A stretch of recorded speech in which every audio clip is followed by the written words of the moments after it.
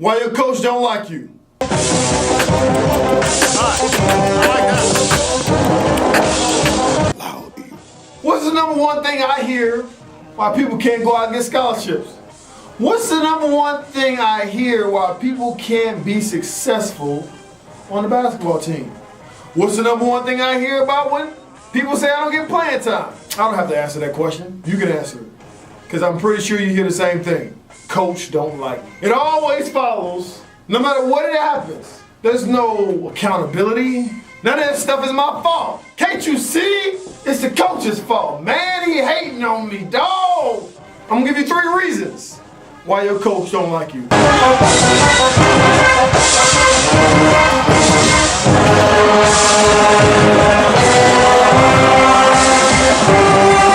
Number 1. The reason why your coach don't like you is you have a piss poor attitude. I had to say it. I had to say it just like that. I didn't want to hurt his feelings, but at the same time, I had to hurt his feelings. Coach don't like you because you're a piss poor attitude. Let me tell you how this works. You finally get in the game. You miss a shot, and what you do?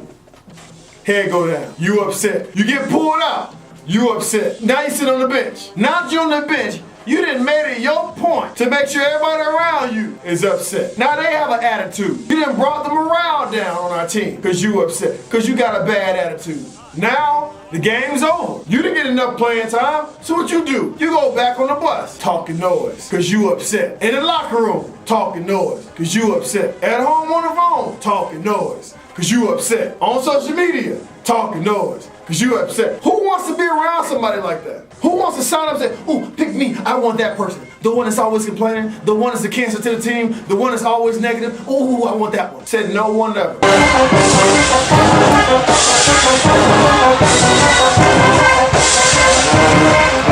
Number 2. The number 2 reason why your coach don't like you is you are a turnover machine. I mean, if they had PhDs in turnovers, you'd be a doctor turnover. You a specialist at turnover the ball. He said, golly, man, what? You're hard on him, man. Come on, man. I mean, in the first half of basketball, you got 10 turnovers by your lonesome. How you turn over the ball 10 times by your doggone self in the first half, and you wonder why the coach don't like you? I don't like you either. Let's break this thing down. Why are you turning over the ball? You're turning over the ball because you're doing what you want to do and not what you can do. Oh, yeah, they missed that one. They missed that one. They missed that one. I said you doing what you want to do and not what you can do. Oh, I'm about to break it down to him. Okay. Look, a mature basketball player or any player. Again, this content is just not for basketball players. Any doggone sport. I don't care if you're throwing the ball, kicking the ball, chasing the ball, being chased by the ball with somebody with the ball. Oftentimes, we get gassed up by what we see off TV. Kevin Durant, 6'10", shooting threes. Now you're 6'10" behind one guy there and shoot threes. Why? Why, if that's not your strength? Why? Steph Curry, shoot some shots from the half-court line. Now you're behind one to shoot. Why? Why? It's not your range. You want to dribble like Kyrie Irving? Why? You don't dribble like him. Dribble how you know how to dribble. If you want to practice those things, practice those things. But until you are confident enough that you can do that on the court when it counts, then don't do that mess. Mature players think like this. I'm willing to sacrifice my own game to do whatever the team needs me to do so we get the win. Selfish players look at it like this. I'm about to get mine, get my stats. I'm about to cross somebody over. I'm about to hot dog. I'm about to be flashy. I'm about to get the ooh and ahs to the pretty girls on the left because they've been eyeing me the whole game. I'll call you after. Hey, Instagram. And that's why you got all those turnovers. And that's why your coach don't like you.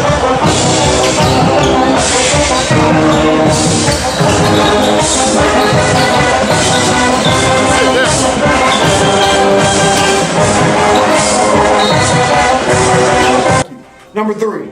Now, I'm sorry I gotta be the one to tell you this, but you're just not that good. You're basic. You're basic. I don't mean that to be ugly, but someone needs to tell you this. You got mom, dad, uncle, cousin, jokers from around the way that's gonna tell you what you want to hear. That you could shoot more, the coach is hating, all other stuff. Your big brother Bill ain't gonna tell you that. Your big brother Bill gonna tell you the truth. I've been on that side of the fence as well. Sometimes I've been on teams, and guess what? I was working hard, but I wasn't good enough to get as much playing time as I wanted to get. You have to look yourself in the mirror.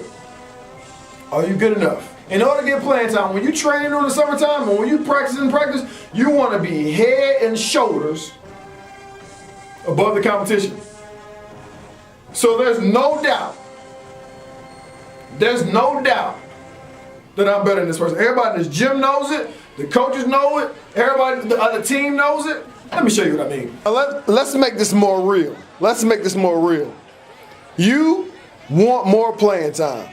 The only thing that's stopping you from getting playing time is this young man right here, this young lady right here. Now, this is the person that's stopping you from getting playing time.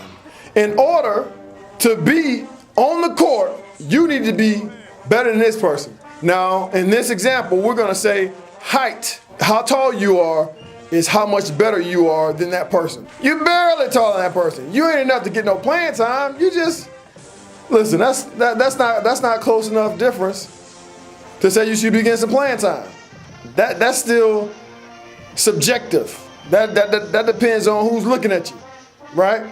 Because you kind of better, but you ain't that person. You just ain't got that person beat. You need to be head and shoulders above the competition to solidify your playing time. If that's not the case, then don't be complaining. You understand what I'm saying? You need to be head and shoulders above the competition. Now, what do I mean about head and shoulders? Because that could be taken out of context as well. Since you ask, this is what I mean when I say head and shoulders above the competition.